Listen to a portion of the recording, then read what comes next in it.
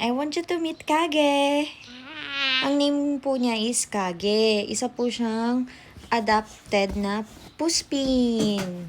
Yung lahi po niya puspin. But, meron po akong first cat. His name is Yuki. Where's Yuki? So, ayan siya. Baby pa siya. Hindi ko alam, siguro mga around one month and a half. Mga Laki ganun. mata. Mga one half and a half month na siya. Napaka-baby niya pa. So, nakita daw siya sa may vet. Malapit sa vet, actually. Then, binigay po siya sa akin. And siya. Ang cute. So, kinuha namin yung name niya. Actually, ng husband ko, siya nagbigay ng name na Kage. Kasi, mukha nga naman siyang shadow.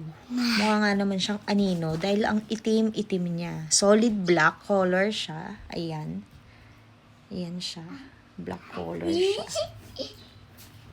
Ayan siya. So, kawawa naman, 'di ba? Lalo na ngayon, maraming mga sasakyan sa daan. Syempre, hindi natin maiiwasan na tatawid sila, tapos masasagasaan, tapos iiwan sila sa kalsada, 'di ba? Kawawa. So, ayun, nag-decide kami ng husband ko na i-adopt siya. So, ayan, in-adopt namin siya, and pinangalanan namin siyang Kage.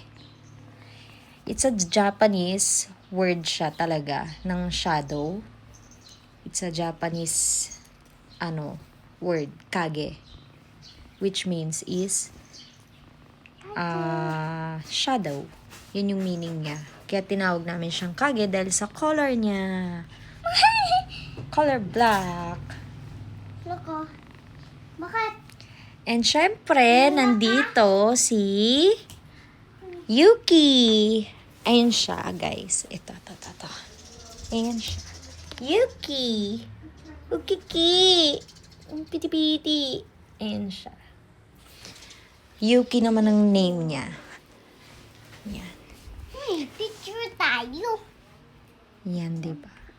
So, ayan. Ang kulit-kulit niya na ngayon. Oh. Yan siya. Nagpipicture sila nung bunso kong anak. Si Maxine. So, yan. So, yun lang. Na-share ko lang naman sa inyo kung saan ko na-adopt si Kage. Bye!